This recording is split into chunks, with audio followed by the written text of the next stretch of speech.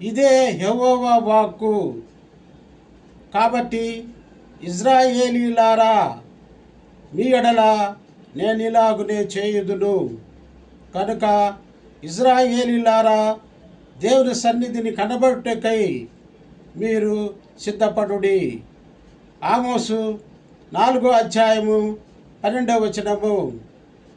ప్రియమైన సోదరి సహోదరులారా, యెహోవా సన్నిధిని చేరుటకు ఆమోసు ప్రవక్త ఇశ్రాయేలు ప్రజలకు పిలుపునిచ్చారు. కనుక మనం కూడా మన పాప జీవితానికి స్వస్తి చెప్పి పరిశుద్ధ జీవితం జీవిస్తూ యేసు ప్రభుని సన్నిధి చేరుటకు మనము ప్రయాసపడదాము. ప్రియ పరలోక తండ్రి, మీకే ఆరాధన, మీకే స్తుతి స్తోత్రములు.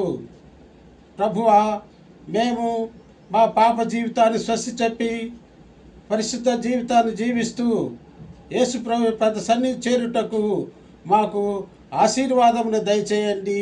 ఆమెన్.